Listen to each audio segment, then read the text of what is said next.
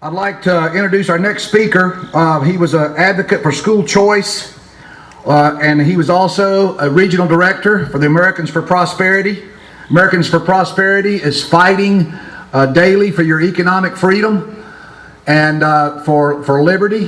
They've got 2 tents up there. Robert Watkins, the regional director. Wave at us, Robert. Get up and see Robert. If you say, what can I do? I just don't know what to do or where to do it. Get involved. They're teaching courses right now on things you can do to be active. Donald also, he was published in the Wall Street Journal. He's been published in newspapers. He's going to be in the Charlotte Observer, and he's also our state director. Looks like he's not old enough to be out of high school, but welcome Donald Bryson, director, NC director for AFP.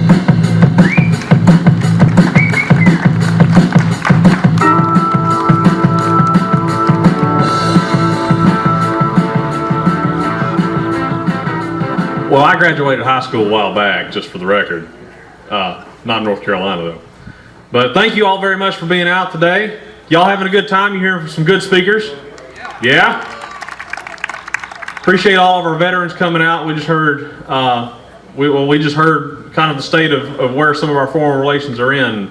Something to be very mindful of, but we do appreciate everything that our veterans have done and are doing. But like I said, I'm Donald Bryson. I'm the state director for Americans for Prosperity. We're the largest conservative grassroots organization in the country. We've got more than 2.4 million activists that we keep in touch with nationwide. North Carolina was one of the 3 charter chapters of Americans for Prosperity. We've been here for 11 years now. We started back in 2004.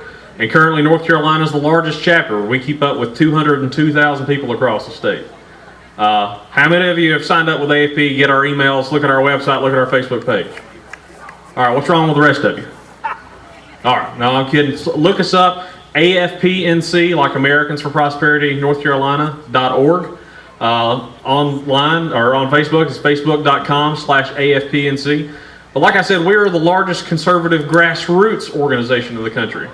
Grassroots meaning that we do run some ads, we'll do some mail, we'll run some television ads, we'll run some radio, but the important part of what we do is we go door to door, we make some phone calls, we host community events, and we train people on what it is to be a grassroots activist. The most important thing that we all need to realize as people who are interested in grassroots is that the most important voice in American politics is that of the individual voter. Unless we realize that and we go and talk to people where they live and understand where they're living about the issues that we're interested in, we're not going to change this country. And folks, we have to change the country. Absolutely. Yeah, no, we got to change the country. I hear a lot of times there's a politician out of D.C. who says a lot that Democrats are taking us off the cliff at 100 miles an hour and Republicans are trying to take us off the cliff at 70 miles an hour. Well, folks, I don't want to be on either one of those cars. We have to change cars entirely. We have to change the entire direction. We have to change the culture in our country. And the goal of Americans for Prosperity isn't to get the Republicans elected, not to get Libertarians elected. It's definitely not to get Democrats elected. The point is to create an economic freedom majority in the states. And I'm not talking about elected officials. I'm talking about where a majority of people in North Carolina, South Carolina, Nevada, Utah, Wyoming, for heaven's sakes, California, believe in the concept of economic freedom, in that in an economic sense, people are left alone by the government to live the life they see fit. If they want to open a business, it's easy to open a business. It's easy for them to conduct commerce with their fellow citizens where they can earn a living and have fulfillment in their lives and not have the overbearing burden of government on their back. Government is not the solution to the problem. Government is the problem, as President Reagan said. I always have to drop in a Reagan quote. People like Reagan. There's a reason people like President Reagan. He was not only a good communicator, he spoke the truth about what government was. The leader of the free world said, look, I'm not going to solve your problems because government's not going to fix it. I'm trying to figure out a way to get government out of your way. And that's what we're trying to do with Americans for Prosperity. Like you said earlier, we've got 2 tents, Americans for Prosperity, and our sister organization, Americans for Prosperity Foundation. Sign up, find out what we're doing. Robert Watkins is our local field director. He'll get you involved with the different activities that we've got going on. But what we have to do is we have to get out and talk to our fellow citizens. But what's going on in the country? We've got the Obama administration who've messed up health care worse than it was. We were told if you like your plan, you can keep your plan. That was a lie. We were told that the Affordable Care Act would stabilize health care costs. Insurance costs are going up 25% in North Carolina next year, according to Blue Cross and Blue Shield. We've got an EPA run by the Obama administration that are trying to put on additional regulations to power plants in North Carolina. It's going to run up electricity costs by about 14%. What does that do for people who are in manufacturing? What does that do for people that are in agriculture? Two major job sectors in North Carolina. It's a jobs killer. How many of you have wood-burning stove in your house to keep your house warm? The Obama administration has put additional regulations on wood-burning stoves for houses, so that people who have that, if you buy a new one, you're going to have one that actually tries to scrub some of the pollution out of the smoke as it goes through your chimney. That's additional cost on North Carolina families, on American families.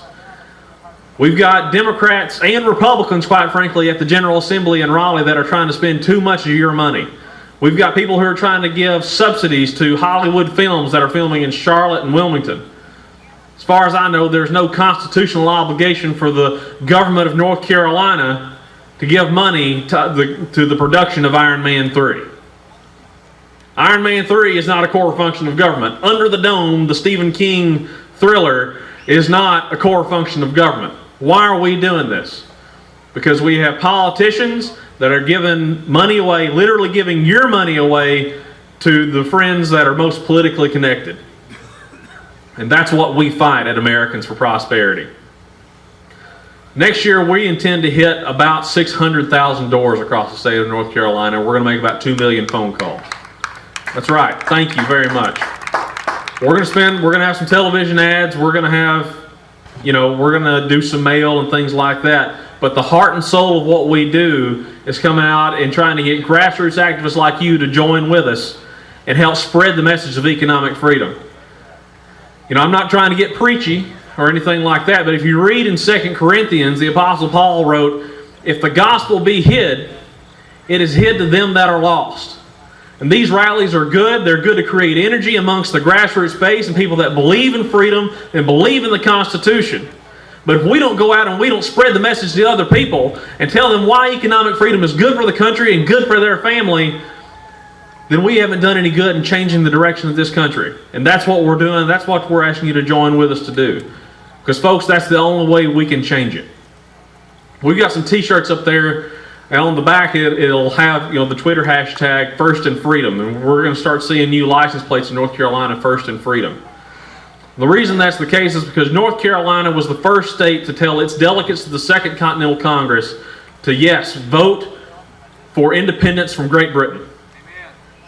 Folks, we need to return North Carolina to being first in freedom in the country again.